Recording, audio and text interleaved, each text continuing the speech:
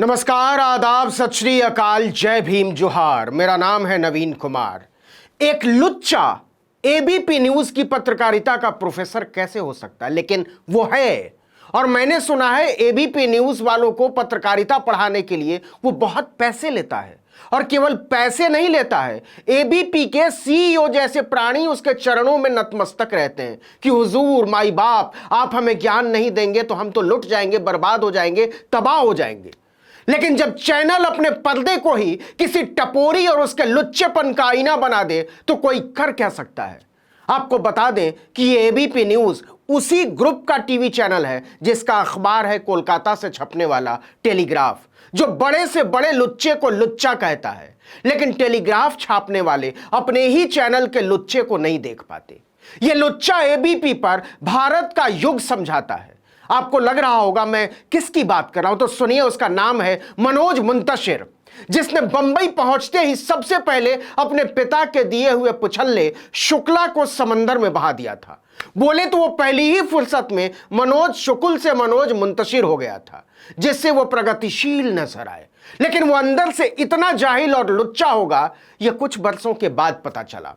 आपको लग रहा होगा आज मैं मनोज मुंतशिर और एबीपी को लेकर क्यों बैठ गया हूं। इसलिए बैठ गया हूं कि चोरी के गाने लिखने वाला यह टपोरी अब रामचरितमानस लिखने वाले गोस्वामी तुलसीदास को नीचा दिखाने लगा है। और बेशर्मी देखिए, फिल्मी दुनिया में अपने आप को गीतकार कहने वाला एक चोर अपनी कुंठा में गोस्वामी तुलसीदास के लिखे को तोड़ मरोड़ रहा है। जी हां, चोर। उसने खुद माना है कि वह इधर उधर का उड़ाकर अपने नाम से माल छाप देता है। उसकी चोरी की कविताओं का एक कलेक्शन हिंदी के एक बहुत नामी प्रकाशन संस्थान ने छापा है, बताऊंगा उसके बारे में। लेकिन यह मनोज मुंतशिर का पूरा परिचय नहीं है। असल में वो एक नंबर का छिछोरा है, शातिर और उदंड। एक ऐसा छिछोरा जिसे न भारत नाम के विचार की समझ है, न भारत के लोकतंत्र की समझ है, और न ही भारत के संविधान की। यह भारत में रहकर भारतीयता को गालियां बकता है और पूरी ढिठाई के साथ अपने गलीजपन को बेचता फिरता है। लेकिन इस बार एबीपी न्यूज की पत्रकारिता के इस प्रोफेसर ने हद कर दी है।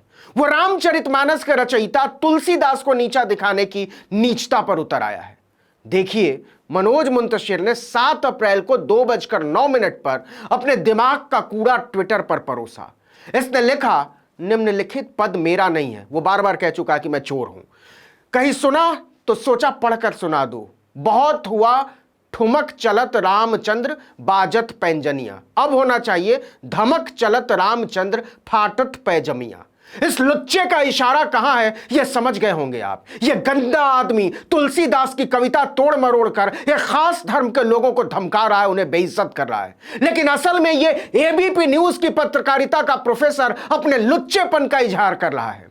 वो फाटत पैजमिया का इस्तेमाल एबीपी न्यूज में काम करने वाले उन मुसलमानों के लिए भी कर रहा है जो रोज उसकी कैंटीन में अपना रोजा खोलते हैं। इस लुच्चे ने जानबूझकर रमजान के महीने का वक्त चुना है अपने टपोरी पने के इजहार के लिए। छोड़ दीजिए देश के दूसरे हिस्सों के मुसलमानों को। मनोज मुंतशिर ने अपनी गंदी और घिनौनी सोच के दायरे में खुद एबीपी न्यूज में काम करने वाले तमाम प्रगतिशील और संवेदनशील लोगों को भी लपेट लिया है। लेकिन वो खामोश हैं और ये खामोशी चुभती है। लेकिन इन सबसे ज्यादा उसने इस देश की आत्मा को रौंदा है और एबीपी न्यूज को चलाने वाले सीईओ इस लुच्चे की आरती उतार रहे हैं। उस सीईओ की मानसिक दरिद्रता का अंदाजा लगाइए। उस आदमी को भारत का युग समझाने के लिए अपने चैनल का प्रोफेसर बना दिया, जो भारत को ही नहीं समझता, आइडिया ऑफ इंडिया को ही नहीं समझता। समझता तो वो गीत और लेखन को भी नहीं है, वरना वो पाकिस्तान से लेकर भारत तक के नामी शायरों और कवियों की कविताओं की चोरियां ही क्यों करता। इसे ऐसे समझिए कि एबीपी न्यूज ने लाखों रुपए के किराए पर अपने संपादकों को पत्रकारिता पढ़ाने के लिए एक लुच्चा रखा है, लुम्पेन। मनोज मुंतशिर की बेशर्मी की इंतहा देखिए। 2019 में वाणी प्रकाशन से इसकी एक किताब आई थी, मेरी फितरत मस्ताना। हालांकि इसका नाम होना चाहिए था मेरी फितरत चुराना। इसमें कविता है मुझे कॉल करना। इसके बरसों पहले रॉबर्ट जे लेवरी की एक किताब आई थी, लव लॉस्ट लव फाउंड। उसमें कविता थी कॉल मी। मनोज मुंतशिर ने शब्द शब्द उड़ाकर कॉल मी कविता से अपने नाम से छापती हिंदी में कि मेरी है। ऐसा लुच्चा मुगलों को डकैत कहता है। यह लुच्चा कहता है कि मुगल बादशाहों ने भुखमरी के दौर में महलों का निर्माण करवाए। इस लुच्चे को कोई बताए कि हे चैंपियन गाइड के कुंजी इतिहासकार, कभी इतिहास की टेक्स्ट बुक को भी पलटा करो, तुम्हें समझ में आएगा कि इतिहास की निर्मिति कैसे होती है। कोई बताए इस लुच्चे को कि लखनऊ में आसिफुद्दौला नाम का एक नवाब हुआ करता था। जब अकाल पड़ा तो उसने एक इमारत का निर्माण शुरू करवाया। हजारों मजदूर काम पर लगाए गए। दिन भर मजदूर दीवारों की चिनाई करते और उनके जाने के बाद आसिफुद्दौला उन्हें गिरवा देता। जब तक अकाल रहा दरवाजे का काम चलता रहा। आज वो इमारत लखनऊ की पहचान मानी जाती है। उसे आज रूमी दरवाजा कहते हैं। तब लखनऊ में एक कहावत गरीबों के मोहल्ले में बच्चे बच्चे की जुबान पर थी, ऊपर अल्लाह नीचे आसिफुद्दौला। 19 एकड़ में फैले आगा खां पैलेस का निर्माण भी अकाल के दौर में हुआ। राजस्थान में कई महलों का निर्माण सिर्फ इस वजह से करवाया गया जिसमें अकाल में मजदूरों को काम मिल सके। इसमें जोधपुर का उमेद भवन पैलेस भी है, जिसका निर्माण 1928 से शुरू होकर 1943 तक चला।